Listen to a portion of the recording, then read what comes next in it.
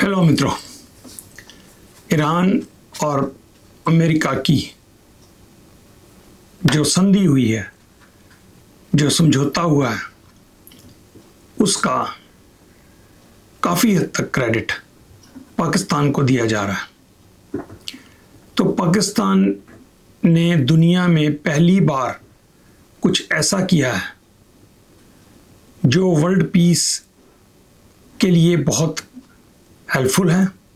और मेरी ज़िंदगी में मैंने कभी ऐसा नहीं देखा कि पाकिस्तान ने इंटरनेशनल लेवल पर इतना बड़ा रोल कभी अदा किया हो, जिसमें कि America, the only super power in the world right now, America भी उसमें इन्वॉल्व हो। तो दोस्तों, वर्ल्ड स्टेज के ऊपर पाकिस्तान का इमेज बहुत ही इम्प्रूव हुआ है इस बात के बाद। तो जब स्विट्ज़रलैंड में ये समझौता साइन होगा, ये डील साइन होगी, तो Pakistan will be the official host और इस समझौते का नाम इस्लामाबाद अकॉर्ड रखने की बात सुनने में आई है। तो जिस वार से पूरी दुनिया इफेक्ट हुई, मिडिल ईस्ट की सारी countries including Europe and other countries जिनको की पेट्रोल की प्रॉब्लम खड़ी हुई, तो इन सारी बातों के बावजूद भी दुनिया ने पाकिस्तान के ऊपर भरोसा किया, स्पेशली अमेरिका ने, कि भैया आप बात करो। तो जो सालसी है या मीडिएशन जिसे हम कहते हैं, वो किसको बनाते हैं? जिसके ऊपर आपको ट्रस्ट हो, जिसकी कोई क्रेडिबिलिटी हो, ठीक है। तो ऐसे तो एरा गैरा किसी नेपाल को या बांग्लादेश को थोड़े ही बना देंगे कि आप हमारी मीडिएशन करो। तो पाकिस्तान की लीडरशिप जो भी है, उसने इस जिम्मेवारी को बहुत अच्छे से निभाया और वर्ल्ड स्टेज पर पाकिस्तान की इमेज बहुत ही बेहतर हुई। कभी मेरे को नहीं याद पड़ता कि कभी मेरी लाइफ में मैंने देखा हो कि पाकिस्तान की दुनिया में इतनी रिस्पेक्ट हुई हो। अच्छा, क्या ये एक टर्निंग पॉइंट है? यस, मैं आपको अभी आगे चल के ये बताऊंगा कि मेरे ख्याल से पाकिस्तान की हिस्ट्री में उनके लिए एक ये टर्निंग पॉइंट होगा। आज जो हुआ उसके बाद पाकिस्तान के लोगों में, पाकिस्तान के पॉलिटिकल लीडरशिप में, दुनिया का पाकिस्तान में एक कॉन्फिडेंस बिल्ट हुआ। और सारी गेम जो होती है ना मित्रों, कॉन्फिडेंस के ऊपर ही चलती है दुनिया की।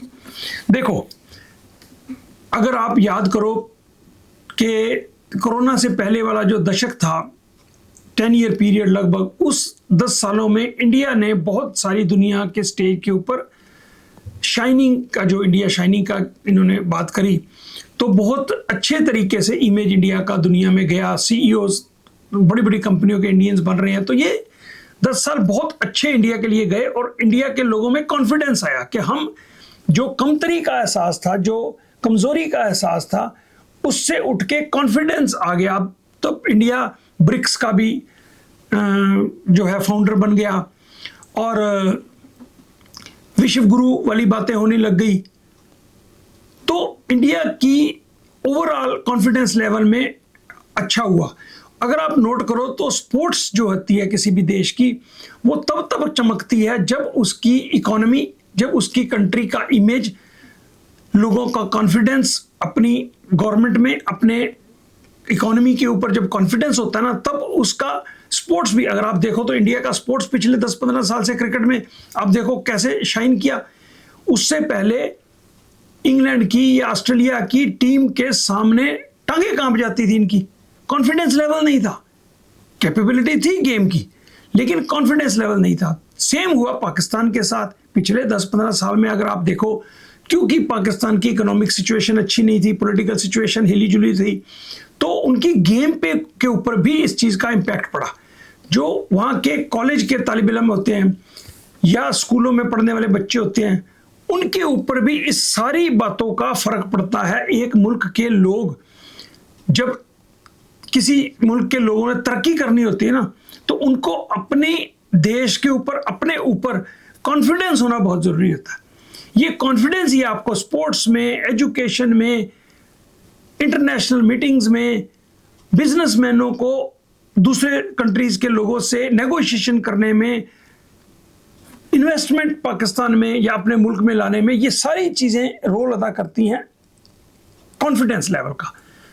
तो अब एक मुझे लगता है कि वक्त आ गया है कि पाकिस्तान जो है अपनी जो उसकी कैपेबिलिटीज हैं, जो उसकी काबिलियत है, उसके मुताबिक पूरी दुनिया में अपना मकाम जो हासिल करना चाहता था या डिजर्व करता था, वो आने वाले 10-15 साल में मेरी ये प्रेडिक्शन है कि पाकिस्तान बहुत बेहतर करेगा और एक इकोनॉमिक पावर बनने की तरफ अग्रसर होगा, उसकी लाइन में खड़ा होगा। देखो, सिर्फ ये जो मीडिएशन हुई ये सिर्फ नहीं, लेकिन पाकिस्तान की फॉरेन पॉलिसी का एक और एडवांटेज देखो। वर्ल्ड में सुपर पावर एक ही है, अमेरिका। उसके बाद अगर उसका कॉम्पिटिटर है तो वो है चाइना। पाकिस्तान की दोस्ती अमेरिका के साथ भी है, चाइना के साथ भी है, और रशिया एक अलग से पावर है, रशिया के साथ भी पाकिस्तान के रिलेशन अच्छे हैं। तो टॉप जो भी पावर्स हैं वर्ल्ड में, उन सब के साथ पाकिस्तान के रिलेशंस है। अब ईरान, मेरी सोच के मुताबिक ईरान एक इमर्ज करेगा powerful force in that region, तो ईरान के साथ भी रिलेशंस पाकिस्तान के अच्छे। तो पाकिस्तान पॉलिटिकली भी एक ऐसी सिचुएशन में है कि एक अच्छी तरक्की के रास्ते के लिए इनके पास एक मौका है।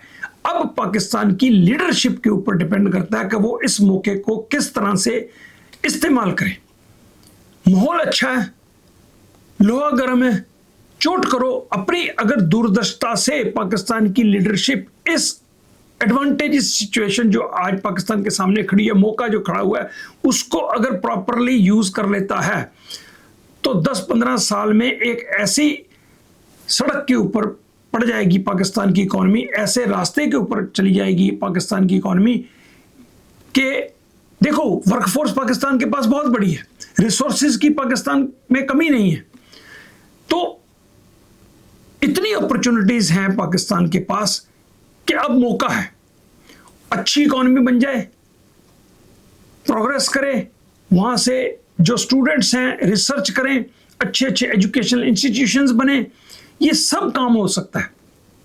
देखो, अब छोटे मोटे 2-4 बिलियन डॉलर की जो एग्रीमेंट साइन करने मुश्किल नहीं रहेंगे, क्योंकि डोनाल्ड ट्रंप की जो राइट साइड पे आ जाता है ना, अभी इसके 3 साल से ऊपर पड़े हुए हैं डोनाल्ड ट्रंप की प्रेसिडेंटशिप के, तो जो डोनाल्ड ट्रंप की राइट साइड के ऊपर आ जाता है देश या कोई लीडर, तो ये बार बार आसिम मुनीर का नाम लेता है, पाकिस्तान के प्राइम मिनिस्टर का नाम लेता है कि ग्रेट लीडरशिप। तो इसकी निगाह में अगर वो आ जाए तो इसके लिए कोई बड़ी बात नहीं। 2-4 बिलियन डॉलर के तो ऐसे ही छोटे मोटे कॉन्ट्रैक्ट साइन होकर, और पाकिस्तान की जिस तरह से इकोनॉमी छोटी है अभी, तो इनको कुछ अच्छे कॉन्ट्रैक्ट्स मिल जाए, अच्छी कंपनीज आ जाए, तो वर्कफोर्स पाकिस्तान के पास बहुत अच्छी है, मिडिल क्लास बहुत अच्छा है, पाकिस्तान के पास आबादी है और रिसोर्सेज भी हैं, नेचुरल रिसोर्सेज भी हैं।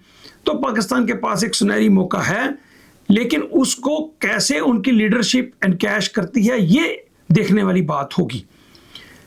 तो बाकी सिस्टम पाकिस्तान का जो इस टाइम चल रहा है, हम I don't want to go into detail of that system, पर जो लोग उस सिस्टम का हिस्सा अभी नहीं है, खास करके जो बाहर लोग बैठे हुए हैं कुछ, या कुछ उस सिस्टम का हिस्सा नहीं है, तो वो पाकिस्तान को इस चीज का क्रेडिट देने के लिए तैयार नहीं है। लेकिन फैक्ट तो फैक्ट रहेंगे, फैक्ट्स नहीं बदल जाएंगे। जो सब दुनिया देख रही है, जो सच है वो सच है। और अगर पाकिस्तान एक अच्छी इकोनॉमिक पावर बन जाता है, तो मैं एक और प्रेडिक्शन करता हूं कि हिंदुस्तान के साथ भी रिलेशन पाकिस्तान के अच्छे हो जाएंगे, क्योंकि इंडिया को भी एक अपॉर्चुनिटी नजर आएगी पाकिस्तान की में एक इकोनॉमी के रूप में। तो बिजनेसमैन तो बिजनेसमैन होता है, उसको नहीं फर्क पड़ता कि किस कंट्री के साथ है, काम से काम का मतलब होता है। तो जब पाकिस्तान की अच्छी इकोनॉमी हो जाएगी, टूरिज्म बढ़ जाएगा इंडिया के साथ, इंडिया को भी खुशी होनी चाहिए, क्योंकि उनका पड़ोसी, अगर उसका पड़ोसी एक अच्छी इकोनॉमिक पोजीशन में है तो इंडिया के लिए भी अच्छा है, बिजनेस के लिए भी। मैं कहता हूं इंडिया और पाकिस्तान आपस में अगर बिजनेस अच्छा आने वाले वक्त में कर दें, जो कि मुझे लगता है हो जाएगा, ठीक है, अगर इंडिया में कुछ दूसरी तरह का कोई रिजीम आता है जिसकी सोच पाकिस्तान के साथ दोस्ती बनाने में होती है, तो मेरे ख्याल से दोनों मुल्कों को बहुत ही फायदा होगा और टूरिज्म भी बढ़ेगा। इमेजिन बिजनेस पाकिस्तान इंडिया का आपस में हो जाए तो कितना इसके, अब चाइना की बजाय इंडिया पाकिस्तान का बिजनेस जो है बहुत बेहतर हो सकता है। अच्छा, और एक बात और, मैं ये सोचता हूं कि irrespective of which political party comes to power in Pakistan, ये जो कॉन्फिडेंस लेवल और जो इंडिया पाकिस्तान की इज्जत बनी है और जो ये पाकिस्तान सही रास्ते पे चल पड़ा है, तो इट डजंट मैटर कि प्राइम मिनिस्टर शहबाज शरीफ हो या ABC कोई भी हो, ये अब ग्रोथ के रास्ते पर पाकिस्तान चल पड़ेगा। लोगों में कॉन्फिडेंस आ जाएगा, लोगों में एक अपनी वैल्यू का उनको पता चल जाएगा कि हम भी दुनिया के नक्शे पर एक इज्जतदार, बढ़िया, ट्रस्टवर्दी कंट्री हैं। तो इससे बहुत फर्क पड़ जाएगा। और अगर लीडरशिप कुछ सियाना काम कर दे, अच्छे से इस मौके का फायदा उठा ले, तो फिर तो बल्ले ही बल्ले है पाकिस्तान की। तो मैं ये नहीं, कई लोग कहते हैं ये पाकिस्तान में आर्मी है इसलिए आर्मी का कंट्रोल है या आर्मी का डोमिनेशन है तो इसलिए, तो भैया किसी मुल्क को तरक्की करने के लिए इट डजंट मैटर कि डेमोक्रेसी होनी जरूरी है। आपको मैं कई एग्जांपल दे सकता हूं। मैं कहता हूं डेवलपमेंट के लिए लीडरशिप होनी जरूरी है, चाहे वो डेमोक्रेसी हो या नॉन डेमोक्रेटिक हो। अब यूनाइटेड अरब एमिरेट ले लो, कौन सी डेमोक्रेसी है भैया वहां पे? तो देख ही रहे हो आप दुबई में कितने पिछले कुछ सालों में कितनी तरक्की हुई, पूरी दुनिया दुबई की तरफ अट्रैक्ट हो गई। तो वहां डेमोक्रेसी है क्या? ठीक है ना? तो आई डोंट थिंक कि डेमोक्रेसी कोई बाधा है किसी देश की तरक्की करने में। और भी कई देश हुए हैं जिन्होंने तरक्की की है बिना डेमोक्रेटिक हुए। बल्कि मैं तो कहता हूं कि जैसे हमारे मुल्क हैं वहां पे डेमोक्रेसी का मिसयूज होता है। तो चलो वो मेरा टॉपिक नहीं है, जो भी हो। तो मैं ये कहता हूं कि चाहे आर्मी हो पाकिस्तान में, चाहे डेमोक्रेसी हो, डजंट मैटर, बस लीडरशिप सॉलिड होनी चाहिए। तो वो पाकिस्तान को अगले जो नेक्स्ट जो फ्यूचर है उसकी तरफ लेके जाए। तो that's what I look towards. और क्योंकि मुझे पाकिस्तान से प्यार है तो मैं ये देखना चाहूँगा अपने जीवन में, 10-15 साल तो मैं भी जीऊँगा ही, तो कि पाकिस्तान किस तरह किस जो इकोनॉमिक पावर बन पाता है।